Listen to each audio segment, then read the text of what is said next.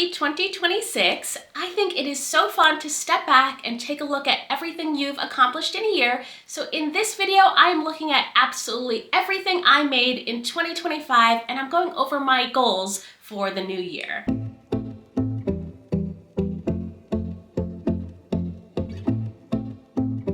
Hey there, I'm Marcy and welcome to my channel, Wool Meets World. In 2025, I had a pretty nice year of making. I managed to complete 8 knitting projects, 5 sewing projects, 3 clay projects, so that's 3 different mediums, and of all of that, I believe 9 accessories were made, 6 garments, and 1 set of notions. One of these things was a gift and the rest were all for me. I'm going to take this chronologically, starting with a project that I completed January 1, 2025. So this project is pretty much just sneaking in here. And this is the Brioche Adventure Shawl by Jonatan Tollow. And I remember knitting this all day New Year's Day. Last year, my husband and I have started a little tradition on New Year's Day where we watch a double feature movie. I believe January 1st, 2025, we watched Grease and Pulp Fiction, and I was just rushing to complete this because I had other projects that I wanted to cast on. This is made from the Coast to Coast Yarn Co's 2023, I believe, Advent, and it was a coffee house collection. So the entire 21-day mini skein set was out of browns. So I decided to make it into this shawl, and it is a brioche stitch with lots of garter in between. And brioche and garter are just like one of my favorite things, and I think it came out pretty beautifully in this brown fade. I did not use the mini skeins starting with day 1, day 2, day 3. I kind of mixed them up a little bit just to get a little bit of contrast in the brioche on either side, just because the mini skein set, it was a very subtle transition from day 1 to day 2 to day 3, and I just felt like with brioche you need a little bit more of a contrast. So I didn't want to use 2 very similar colors. First of all, for ease of knitting, because it's very hard to do one color brioche, and also just to give it a little bit of interest, but I still followed the different tones. So it goes, you know, from light to medium and all the way up till dark. And this is one of my favorite patterns to wear. I've been wearing it all year long, basically. And it wraps around the shoulders very nicely, and you can wear it kind of like a shawl that way, or you can wrap it around your neck like a scarf. So this is probably one of my favorite projects from 2024, but it gets a little asterisk. It gets to sneak into this video because I did finish it on New Year's Day in 2025. The next project that I finished are some polymer clay earrings, and I am wearing 1 set of them here. These are my 4th Wing inspired earrings. Last January, I went to the Philadelphia launch party with Rebecca Yarros for her book Onyx Storm, the 3rd in the Empyrean series, and I just had so much fun doing that. And I went with my mom and my aunt, so I made everybody earrings, and I had a whole bunch of prototypes because I hadn't really worked with polymer clay a lot. So I had a whole bunch of prototypes, and I was able to make little dragon charms as well as earrings for all of us. So I have these black and gold ones, which represent Tarn and Andarna. And then I also have Segale earrings as well, the Blue Dragon Segale. And we wore those during our weekend in Philly, which was so fun. And this is kind of where I discovered my love of working with polymer clay. It's like a much more tactile, or it's a tactile project in a much different way from knitting and crochet and sewing. And it's just kind of fun. It's almost like playing with Play-Doh that you get to just keep and, you know, make into different things. So in February, I decided to make some charms. So I made a little stack of books for myself there, and I made some donuts. Let's see. Can you see that? I made some donuts. I don't know if this is gonna work. Okay. Made some donuts, and then because it was February, I made myself some of those like candy hearts, and this one came out the best, I think. Let's see if it'll actually let me focus on it. Maybe, maybe not. And it says love on it, if you can't see that.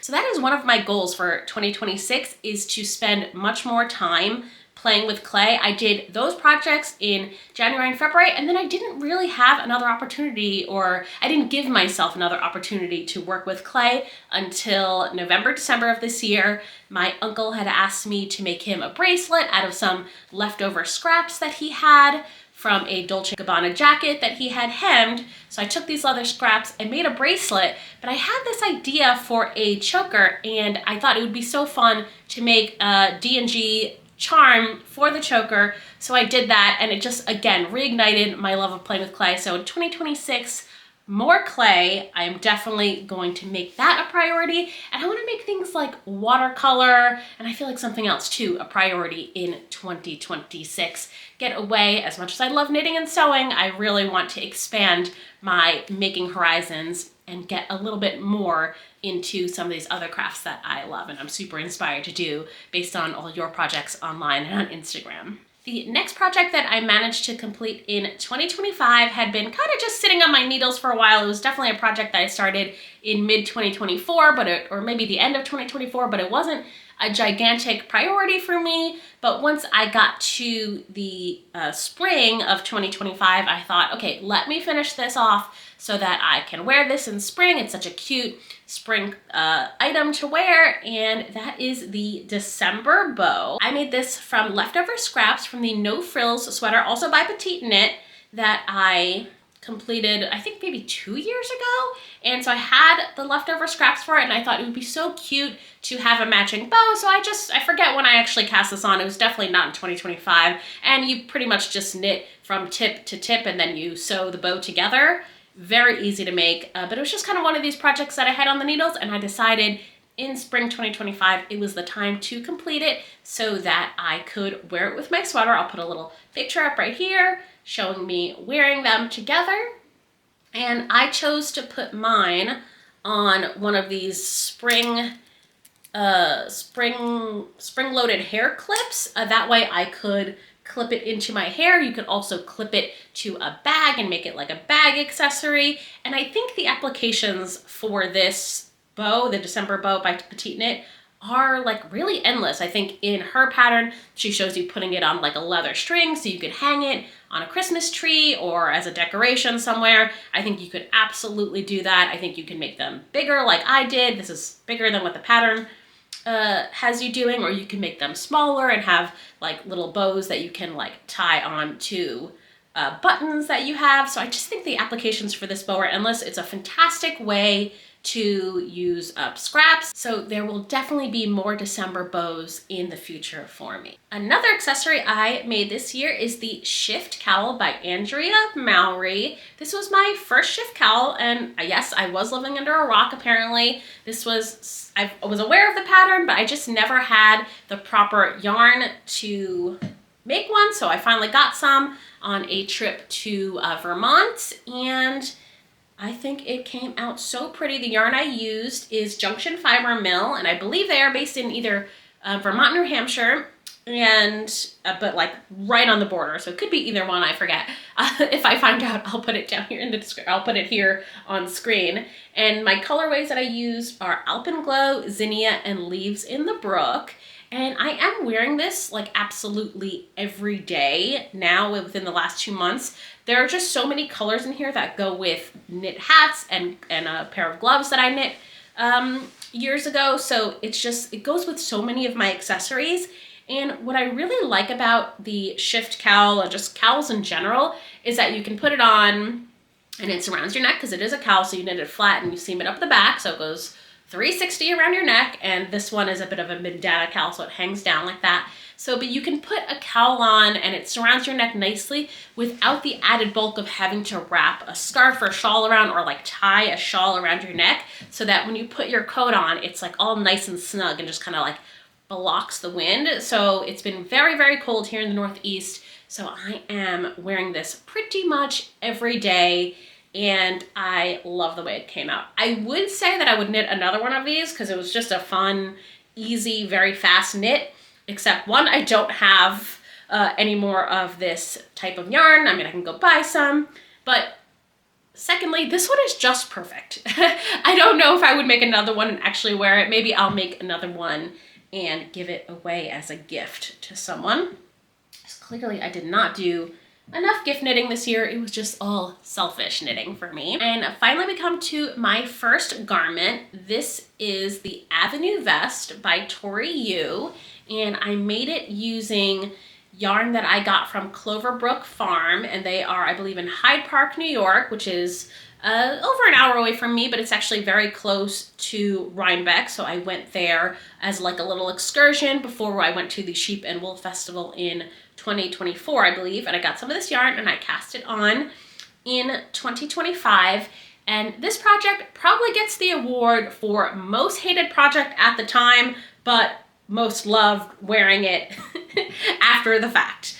I had a whole issue with just not noticing a block of discolored yarn that ended up being like right here across the band. So when I put it on, it looked like I had like a sports bra on, and you can see kind of the band right underneath my boobs. I had to completely rip that out and redo the entire body of the sweater.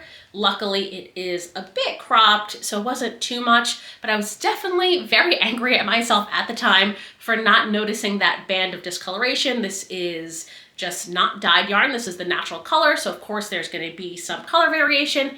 And if I had noticed it, I could have very easily just snipped out that little small part. But as it was, I just was not looking at it, and I did not notice a like 1-inch band of discolored yarn, and I had to redo it. So this definitely took a little bit of a timeout in 2025, but when I finished it, I absolutely loved the end result. It's something that is very versatile to wear. It is a vest, so you can wear it with a little short sleeve t-shirt underneath, which looks very cute, and you can also wear it over like a long sleeve button-up shirt. And one of my favorite ways to wear it in the winter time is to throw on a gray blazer that I have over it, so it gives it a very little preppy look, and it is insanely warm when you wear it that way. In addition to me just loving the way that this sweater fits, I really love the yarn on this. Like I said, this is not dyed. This is the natural color of the fiber, and it's got a little bit of heathering to it, and it's got this very silver sheen to it. If you are kind of sensitive to the scratchiness of wool, I would definitely consider doing what I did here and making it a vest so that you could just wear it over a shirt, because it's not the most next to skin soft, but for me it is plenty soft enough. I could wear this alone if I wanted to, and it really wouldn't bother or irritate my skin. But in addition to this just being gorgeous yarn and a really beautiful colorway, the yarn comes attached to some lovely memories. Like I said, I visited Cloverbrook Farm before Rhinebeck with my family, and we did the most fun walk with animals. It was a llama and alpaca that we got to walk, and it just comes with such wonderful memories. So I love wearing this, I love touching the yarn, and I love remembering where the fiber came from. The next garment that I finished in 2025 is the one that I'm wearing, and this is the Bandit Cardigan by Jack Slack. And it is a cropped cardigan. It's got a little bit of ruching detail around the neckline. It has some balloon sleeves, and I just adore the way this one turned out. It was probably my first cardigan that I've made in a really long time, since I think about 2018. I haven't made a cardigan since, and it's only my second cardigan too. And I think it kind of really like ignited my love of cardigans now. I have plans, I made another one, and I have plans for more cardigans. I'm just really loving layering lately, and cardigans are of course a perfect way to do that. I think it looks great as a statement piece with just like a plain, jeans and a t-shirt, or it goes really nicely with the estuary skirt that I also made this year. So it's definitely a really fun, versatile piece. And the yarn that I used is Woolbury Fiber Co. That is the main body of the sweater.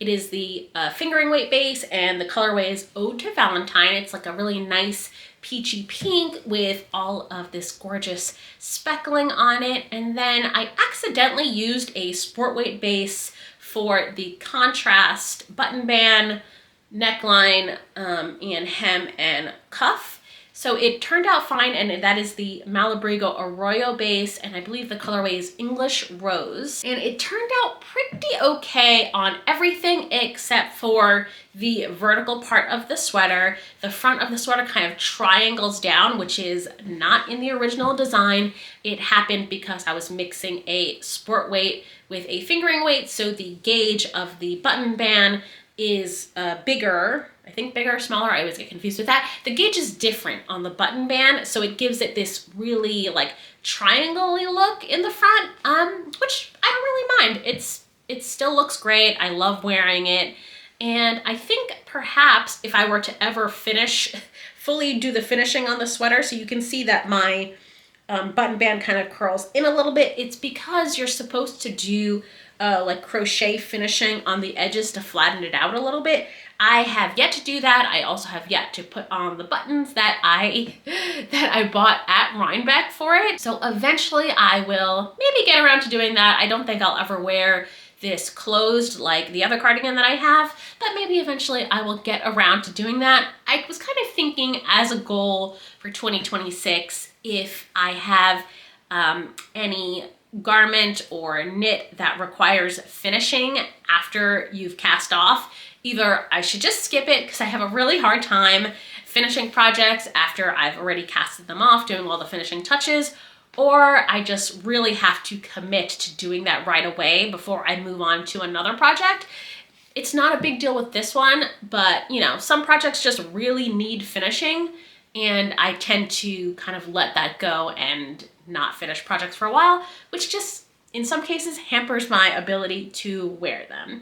So I think that is going to be another goal of mine in 2026, to either skip it or really prioritize finishing details after I've already casted off the project. The first big sewing project that I tackled in 2025 is this really fun vinyl pool bag that I designed for myself. There is a whole video on my channel showing my process, but I have a pool up the block. I go almost every day in the summertime, and I wanted a vinyl pool bag for it. I had never worked with vinyl before, so this was definitely a first, and I really enjoyed making this bag.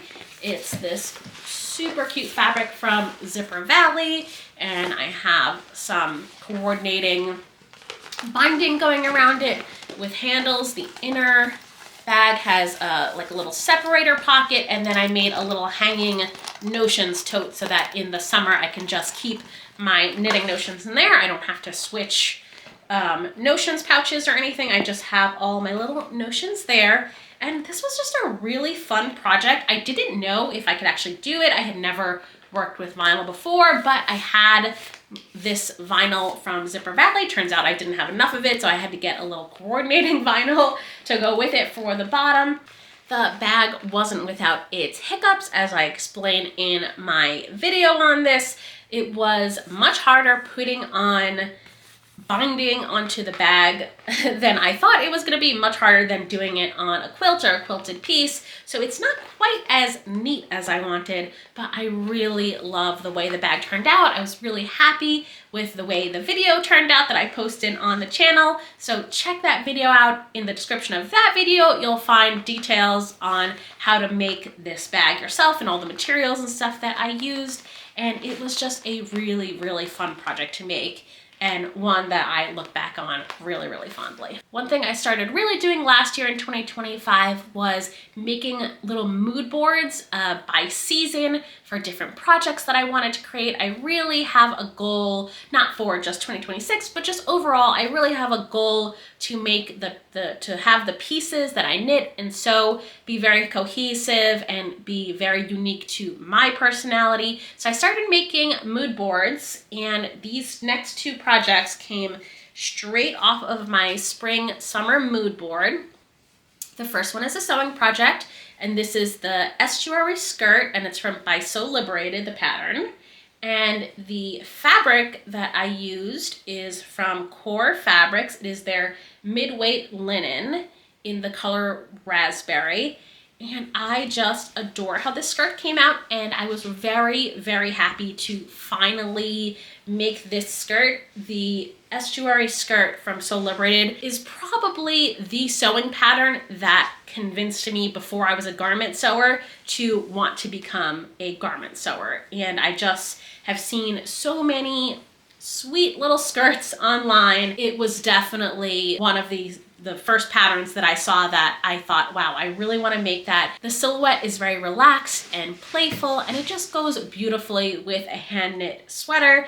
And then this fabric that I purchased from Core Fabrics, based in Canada, is one of my most favorite fabrics that I've ever worked with.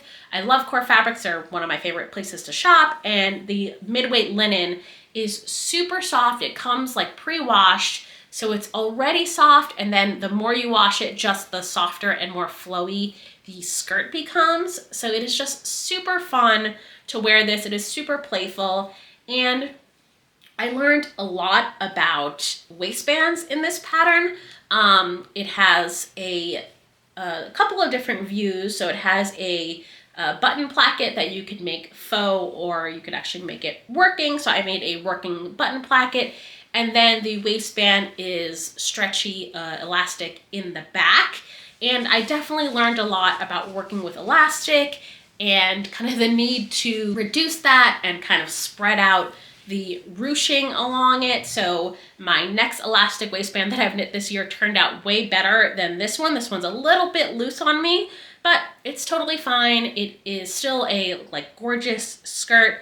So it's something that I really look back on fondly. It has either patch pockets or it has inseam pockets. I chose to do the inseam pockets, and I got the little tortoiseshell buttons from Joann's before that closed. So I'll always have my memory of Joann's on this skirt.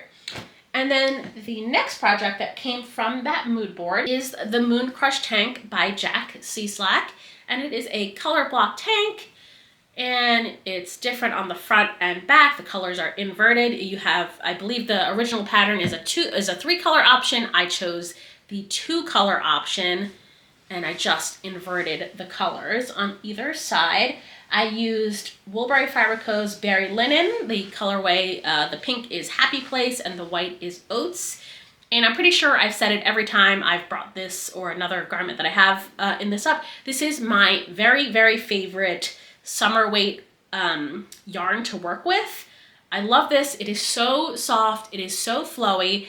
I've knit plenty of summer weight garments before with short sleeves or with lace to try to, be able to wear knits in the summer. And I know that wool is a temperature regulating fiber, so you can wear it in the summer, but I just find, even with fingering weight 100% wool garments, that it's just too heavy on me. I have this very weird sensitivity to having a lot of clothes on in the summer. It gets extremely humid here in New York, so that's just a problem for me. It is not a problem for me with this Woolberry Berry Linen. It is so light, it is so airy, and I find that, the temperature regulation that I get from this is much better. I can definitely wear this against my skin in the summer, whereas some of my 100% wool garments just get nowhere in the summer, even though they are meant to be worn in the summer, just because I cannot take the heaviness of how it feels on my body. And the top itself is really awesome. It comes in 2 versions. There is a cropped version, or there's a full-length version. I kind of did mine in the middle. I started with the cropped version, and then I added length to the bottom right here before you actually get to the shaping of the color block. So I think the crop version is 6 inches. I think I added some length to mine to make mine about 9 inches. So it hits me right at the top of a waistband on some high-waisted jeans, or the estuary skirt hits right at that high waistband. I made a little modification on the neck. I believe the pattern originally has like a mock neck where this sits right up against your neck, and I have a little bit of neck sensory issues, so I just added a very small amount of shaping to make it very, slightly crew neck so that it doesn't pull and kind of slide back on my shoulders and really touch my neck. The only issue that I had there was that I ended up binding off the neck a little bit too tightly, so it's not at all stretchy, so you kind of have to yank it over your head, but it works. I can get it on, and I suppose if I wanted to, I could cut the bind off and try to, attach yarn again and rebind it off, but it actually goes over my head. Not easily, but I can get it over my head. So I am just going to leave it alone. And I forget now, but I believe the other modification I made to it was to slightly reduce the armhole depth. I ended up knitting it as per the pattern instructions, and I found it just a little bit too large for comfort, for being just a tank top that I would wear with nothing underneath. So I ended up picking up more stitches than the pattern said on the little finishing. I did a, it's not a 3-needle bind off, what is it called? I'm gonna remember it. If I don't remember it, I'll put it here, but I ended up doing a I-cord bind off. So you pick up the stitches and you bind off in an I-cord bind off to get a really nice, very finished edge. So I ended up picking up more stitches than I needed to, just slightly more, just to reduce the depth of the armhole, and that came out perfectly. So like I said, I had been making myself mood boards, which led to project cues, but this next sewing project completely jumped the line on my project cue. I kind of was cleaning up my fabric scraps right before going on vacation, just organizing things, and I saw some leftover fabric that I had. It's leftover quilting cotton from Joann's, and it sparked an idea from something that I had seen on either Instagram or Pinterest, and I'm so sorry that I did not actually save the post so that I could share the inspiration and give credit to that. I have no idea what I did with it. I thought I saved it. I did not, apparently, but that post, whoever you are, thank you. It sparked this idea to make this very cute project bag, and I am calling this is a pattern just of my own imagining, and I am calling this my Ghoulies project bag. It has some ghosts on it that I made out of interfacing, and then I just embroidered little ghost faces on it, and it is set over this moon and stars pink background. I had used this for another project bag, and this was the interior fabric on the project bag, and this was the actual exterior fabric on that project bag, so I ended up inverting it for this project and adding this black moon and stars trimming to it, and I just love the way this came out. This is probably, I know I'm like really super into making garments now, but this is probably my favorite sewing project of 2025. I just love the way that this turned out, and it was such a fun little creative way to use some leftover interfacing scraps and leftover yarn that I had from another project bag that I made. My next knitting project was not without its drama. It is the Come Back Again by Andrea Mallory, and I made this using D. Rerun Natura's Sport Weight base. It's the colorway, what is the colorway? It's the colorway Aster, which is this lavender, gray, marled thing. I'm not going to describe in colors, don't mind me. So I would not have picked up this pattern. My mom sort of initiated a little knit along for me and my aunt, and we wanted to wear this for me, her, and my aunt, and we wanted to wear this at Rhinebeck this past October in 2025.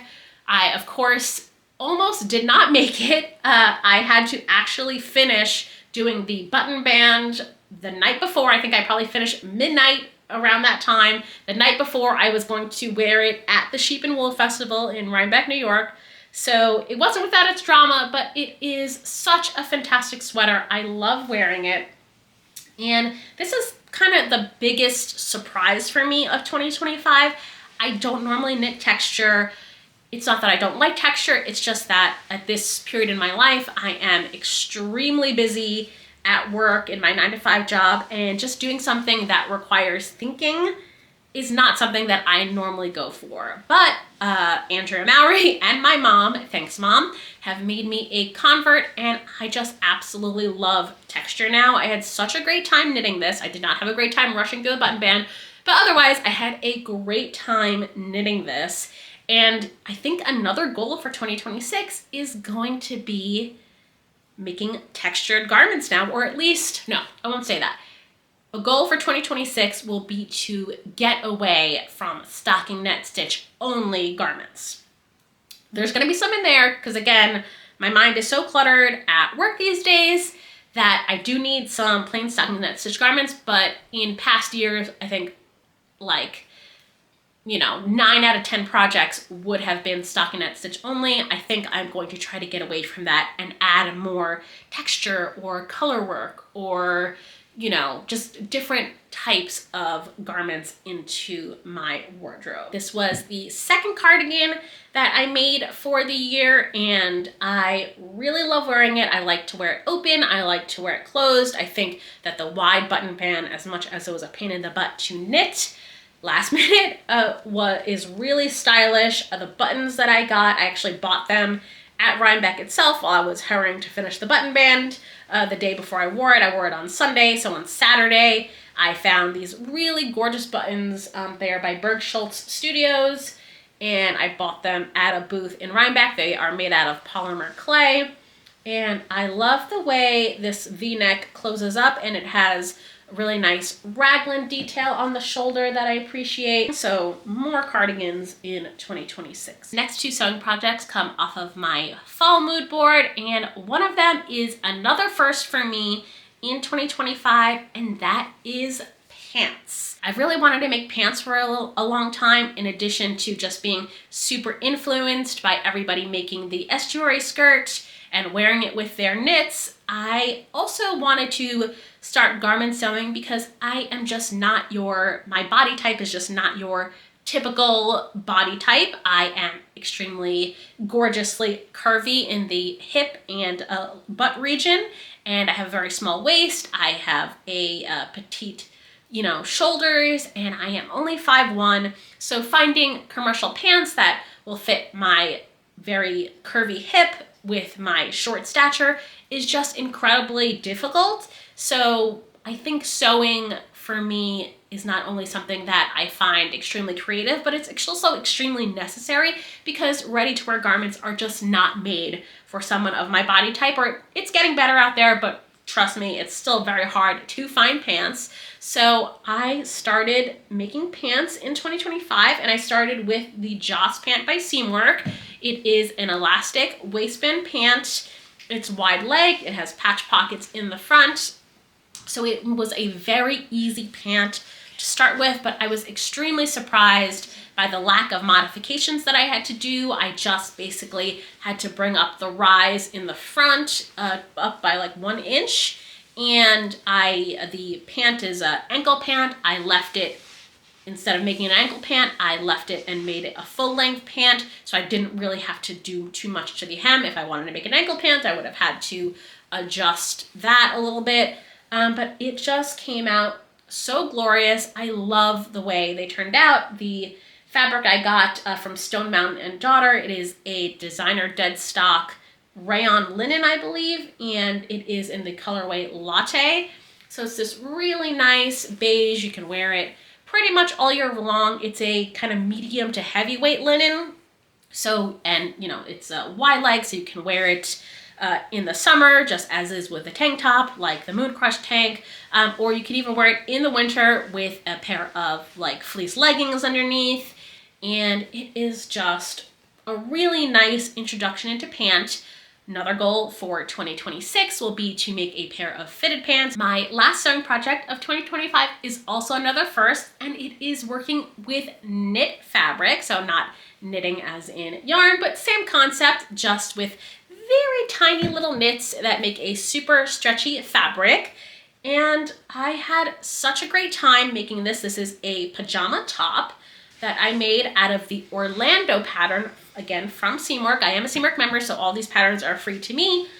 And they come, most of them on Seamwork come with little like sew-alongs and classes. So I really wanted to start with the Orlando top because it had a sew-along, and I felt like I could modify it to fit the fabric that I had. The Orlando top calls for a 50% stretch, and I think it needed 4-way stretch. I forget. I did not have 50% stretch on this, and it's definitely not 4-way stretch. So maybe it didn't need 4-way stretch, I don't remember, but it definitely needed 50% stretch, which I did not have here. So I was able to modify the pattern to fit myself. This is fabric that I got from Joann's in the bargain bin, which is just great when you're kind of working, you know, with something that you've never worked before. Like extremely cheap fabric is a great way to experiment with new things without feeling the pressure of making something that is completely perfect. I didn't know how my machine would handle knits. I don't have a serger yet. I don't have a serger yet, so I'm just using my at-home sewing machine, and I think it handled everything great.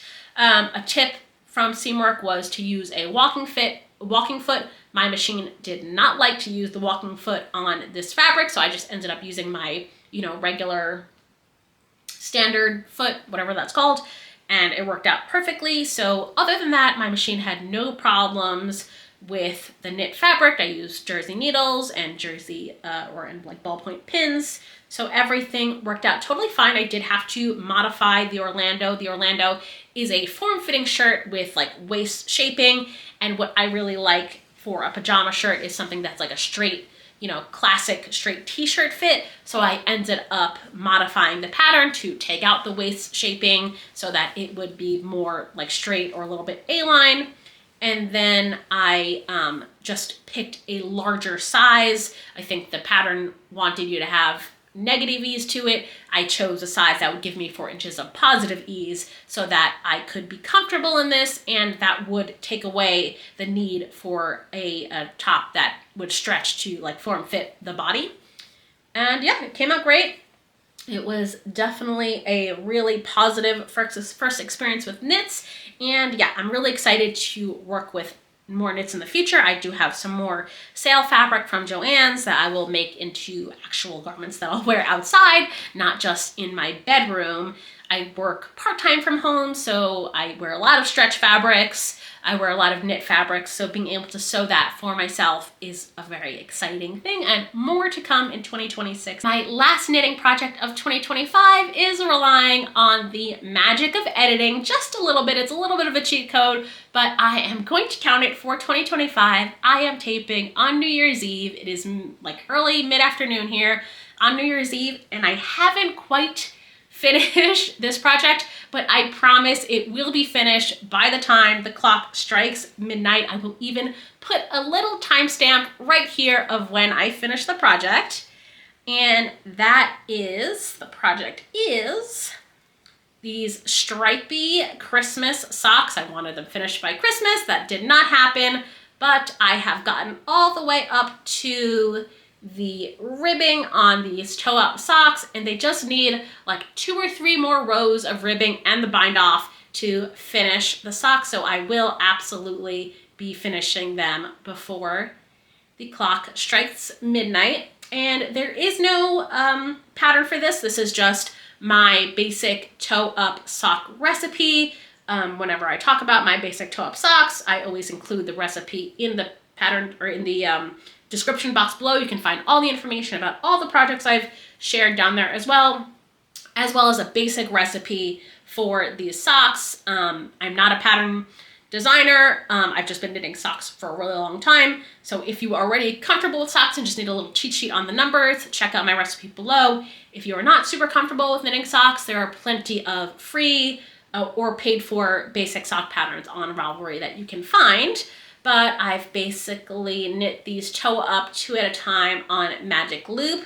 The yarn is from Desert Vista Dye Works. The colorway is 2023 Holiday Cup, and it's supposed to mimic the colors of the Starbucks Holiday Cup from 2023, I assume. And so it had a little mini skein with all the colors of the sock, and I've used that for the toe and the heel. And then the actual full skein has, what is this, 6 different colors, 3 different greens, and then white, pink, and red.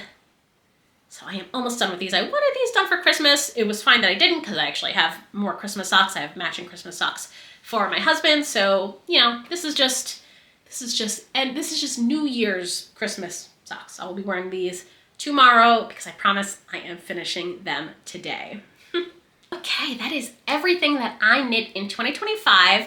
I've already started talking over my goals. Like I said, I want to do more clay and watercolor projects, or just getting away from specifically knit and sewing. And I also want to get away from just stockinette stitch only projects, add more texture or color work to my repertoire. I am making a pledge to myself to either skip a project if it requires after bind off finishing, or commit to actually doing it right after I bind off so that I don't let it languish and I can wear the project immediately. And then I have 2 specific goals for 2025. I want to knit a dress. I am a garment knitter. I love knitting sweaters, tops, I knit accessories, I knit socks. I have never knit a pair of pants, and I have never knit a skirt or a dress. So in 2026, I am committing to knitting a dress. I have the yarn and everything picked out. I have, I think about 1,600 yards of this Woolberry Fiber Co. Berry Cashmere. So this is gonna be a really nice kind of flowy dress, and it is the colorway Cabin Retreat. I think there is a specific collection. I believe it was like a Camp Woolberry collection maybe, and it might have been only for members at the time. I really can't remember, but I got this so long ago and I have so much of it, and I just really was kind of saving it or trying to think of what I should do with it. So I've decided I am gonna make a dress, and it's a couple of different blues, and it's got these nice brown and orange speckles. So I think that this is going to make a really nice dress. I have a couple of patterns in mind. I haven't quite decided yet. If I decide, by the time I put this video out, I will put the pattern information right there on the side. But I definitely have a cast on date of March 1st for this. So this is absolutely coming in 2026. My next specific knitting goal for 2026 is to make more socks. I've made plenty of socks in the past, but in 2025, I really got away from knitting socks. It's one of the projects that I just really love to have on the go, and I got very far away from doing that. Besides the stripy Christmas socks, I really have not had another sock project with me. I did cast on and start another pair of socks in 2025. I haven't finished it because, again, I have problems finishing projects after you bind off on them. So the only finished pair of socks that I have in 2025 are those stripy socks, and it's just a great project to on the go. And I will do some of them stockinette. I will do some of them in a pattern. So 2026 is going to be the year of carrying around socks for me, and we'll see. I don't have a specific goal of how many I want to get done, but just at least more than 1, maybe 2. I always just want to have a pair of socks with me on the go. So that being said, I bought the perfect advent set for myself this year for 2025, December 2025, and I chose to take the Downton Glamour advent set from Yarnaceous Fibers. There were a whole bunch of different options that you could choose. It was a 5-week, open 1 a week advent set, and I chose half fingering weight skeins and in the tonal. I believe there was a variegated. I chose the tonal option, so mine came with a half skein of a main color with a little mini skein, and there were 5 of them.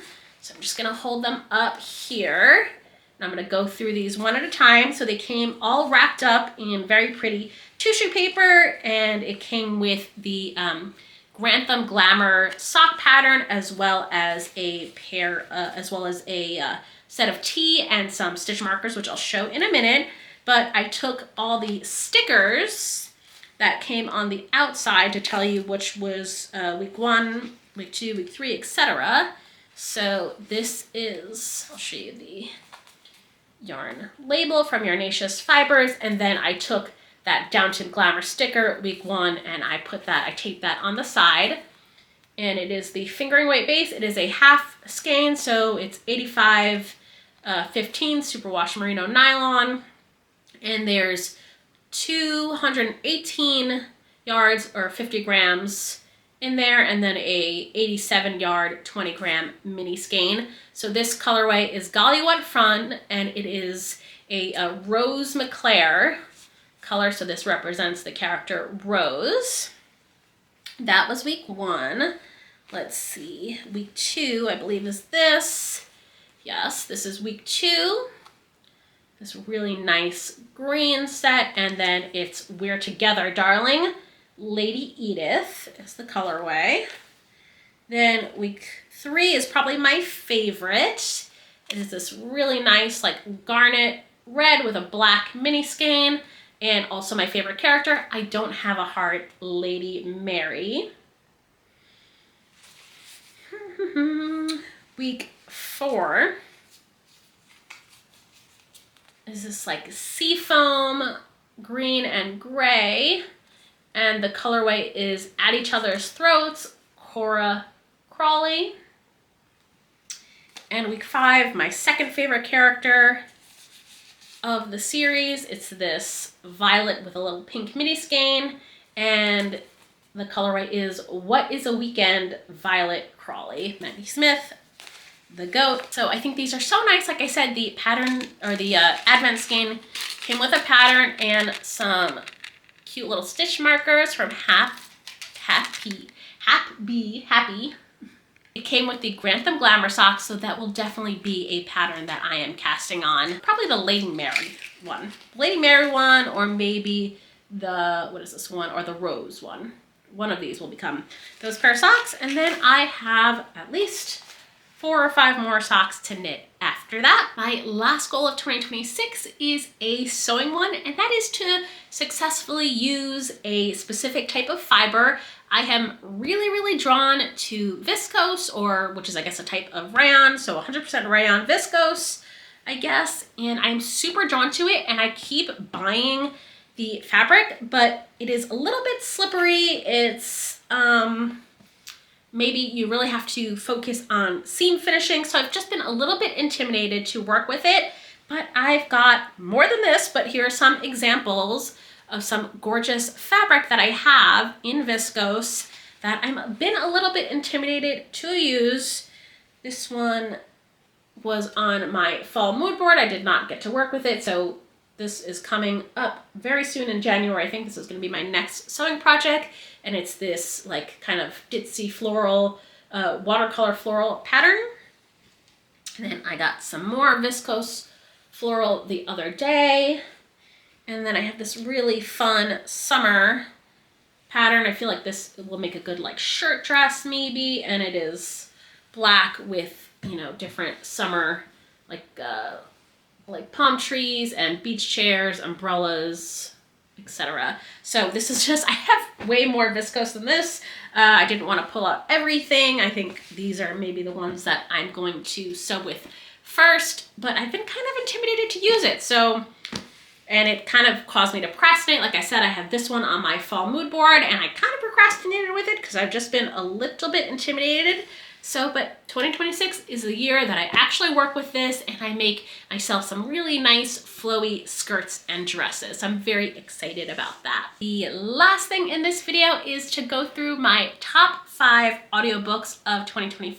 I love listening to audiobooks while I am knitting or sewing or just walking around the city. And I thought it would be fun to go through my top 5 favorite audiobooks. According to my Storygraph, I managed to read 49 books in 2025. 35 of them were audiobooks, and the rest were physical ones, or physical or digital ones, but 35 audiobooks. So I thought I would go through my top 5. And my number 5 favorite audiobook for 2025 is Part of Your World by Abby Jimenez, and it was narrated by Zachary Weber and Julia Whalen. This is at number 5 just simply, well, for 2 reasons. Simply because I loved Part of Your World. It was one of my favorite books that I've read from Abby Jimenez, one of my favorite romance books, and it was such a great narration I am obsessed with Julia Whalen. I love every single thing that I've ever listened to that she's narrated, and Zachary Weber was wonderful too. So this is at number 5, just simply because I loved the book, and I think I gave it 5 stars for the year, and for the sake of Julia Whalen, who is one of my favorite audiobook narrators. At number 4 is Two Twisted Crowns by Rachel Gillig. That is book number 2 of the duology, the Shepherd King series, and that is narrated by Lisa Corleone. And I listened to both the first one and the second one in 2025, but Two Twisted Crowns, the second book, really gets my pick as my number 4 favorite, just because of Lisa's narration of one of the main characters. I don't want to give any spoilers, so I'll just say her narration of the monster is spectacular, just gave me chills. And the monster's appears in book 1, but there's so much more of him in book 2, and he's just one of my favorite characters that I've read this year. Two Twisted Crowns and the Shepherd King series, one of my favorite fantasy series that I read this year. So that gets my number 4 spot for the narration of the monster. My number 3 favorite audiobook is Funny Story by Emily Henry, and it is also narrated by Julia Whalen. That is my second entry for Julia Whalen on this top 5. Like I said, I just love every single thing she does, and Funny Story was probably, I think Part of Your World was like number 1 favorite romance, Funny Story number 2 favorite romance, and I put this at number 3 because Julia Whalen narrates both the male and the female characters, and I just find her reading of male characters to be so good that I think I've fallen instantly in love with Miles, who is the male main character in Funny Story, just based off of Julia Whalen's voice for him. I love him so much.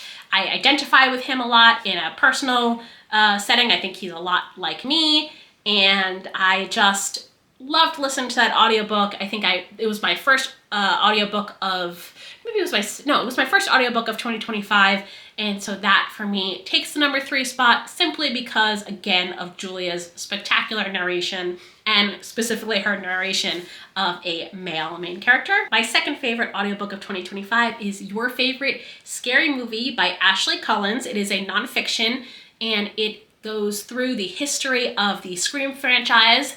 The Scream franchise is probably one of my favorite horror franchises ever. It's probably one of my favorite movie franchises ever, actually. And this book was a fantastic behind-the-scenes look. I learned so many things that I hadn't known about what happened behind the scenes of the series. And as a bonus, it is narrated by Roger L. Jackson, who is Ghostface. So it is narrated by the Ghostface actor, and it is a spectacular read. If you love Scream, I urge you to go listen to this audiobook. And Roger L. Jackson reads it as himself, but he breaks into Ghostface a couple of times, usually for like the chapter headings, or like when he's going through a very specific part about the Ghostface voice, and it's just a fantastic listen. My number 1 favorite audiobook that I listened to in 2025 is Quicksilver by Callie Hart.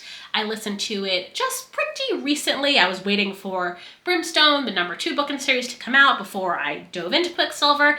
I finally did, and the narration by Stella Bloom and Anthony Palmini is incredible. The audio mixing, the different characters that they do, particularly Anthony Palmini, he does so many different accents and different tones of voice. He is spectacular in this. He also narrates Rhysand in the audio, in the graphic audio version of A Court of Thorns and Roses, that series. So he is Rhysand there. And I always thought he was good there. I thought he was fine, but wow, he really shows off his spectacular narration skills in the Quicksilver books. And I just absolutely love that book. That was my favorite number 1 audiobook listen of 2025. So that's it for me. Happy New Year. I hope that your 2026 is full of lots of happiness and full yarn and fabric stashes.